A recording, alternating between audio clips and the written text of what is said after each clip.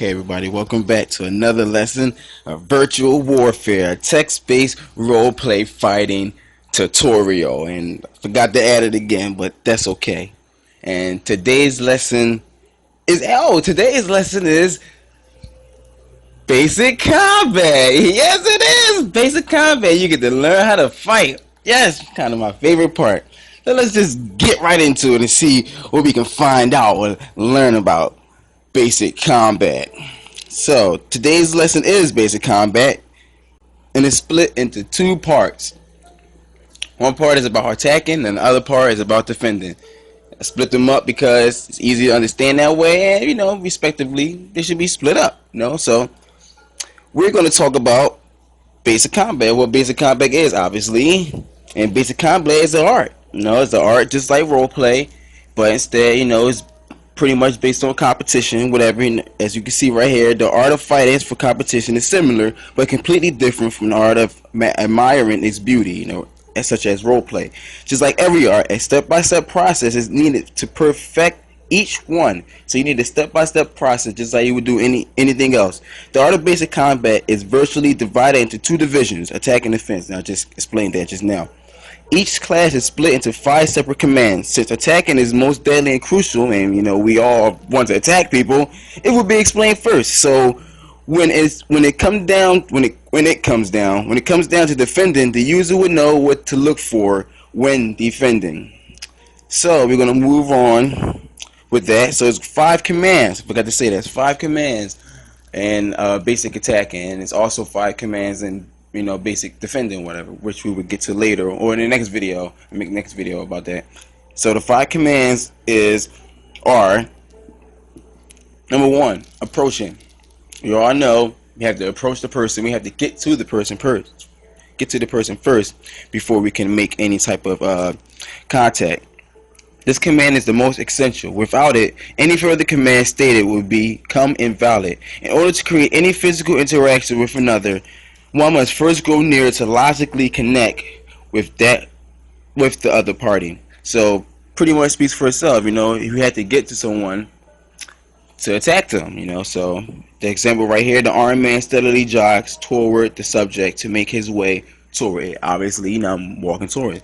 So don't forget that, because if you attack without approaching someone, then it just says that you never got there. So keep that in mind. Alright, number 2, which is the unit, which is another name for whatever you want to use to attack with. It could be a sword, it could be a hand, it could be whatever you want. So it says right here, this command of the 5 is also essential. Without it, there would be nothing to use to carry out the purpose of attacking or creating damage. The unit is used to create an object of force to carry out an attack.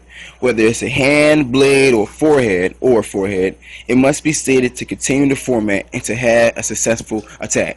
So once again, it's pretty simple. It's just you have to state what you're using to attack. If you don't state that, then it's pretty much saying that you didn't use anything. It's just pretty simple. Just here's an example right here. Say he uses his left hand. It's pretty simple.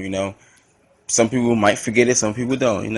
Everything is pretty simple. It's just really hard to dissect everything, and just to pass it on. It's hard to dissect it and pass it on, and thankfully, for these videos, we can.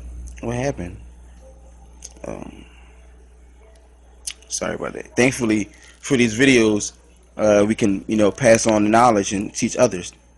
The third one is the direction and type, which is, again, it's pretty obvious. We have to state which way our hand is moving, which way, whatever's moving. The next command is also important, but can easily be bypassed, for it is split into 2 parts. Each one different, but entwined in one. I'll get to that. In some actions, the unit's direction can detail the type of action, thus providing the details needed to verify its course. For example, right here, he's to slam his left palm's heel forward in a palm thrust. So his left palm heel forward. What is that? A palm thrust. So you can pretty much say palm thrust, and direction, the type of attack will be pretty much stated for you, or you could just give a general description of what it is, or how you're doing it, and pretty much speak for itself. What can you say? It's pretty simple. like I said. The next one is the target, which people don't miss, but it's some people can miss it. The target is very essential because if you don't state the target, you pretty much saying that you don't have nothing to hit. Like you miss. Just virtually. It says right here, this command is most obvious to state, but can be crucial if you ignore it. Without issuing the target, everything you stated prior would be a total waste. And from a virtual perspective, cause your unit, which is the thing you're using, to miss its target. It just cause you to miss. It's pretty simple. I don't know what to say. I don't know why I'm trying to extend these videos. It's pretty simple. It says right here, the towards the opponent's chest. The chest is the target, and that's what you're saying. But as a side note, when reaching the opponent, wait, I can't see it.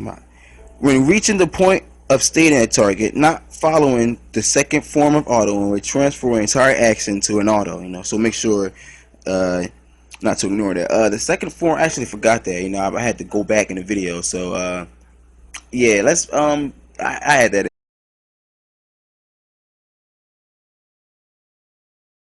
So let's move on to the next one, which is number 5, and it's damage and effect. And damage and effect is very. It has two meanings.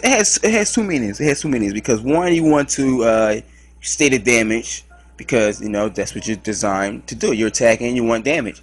Two, because you can state a lot of things, but if there's no reason why you did those things, it just be empty. Nobody knows if it's an attack, or nobody knows if whatever.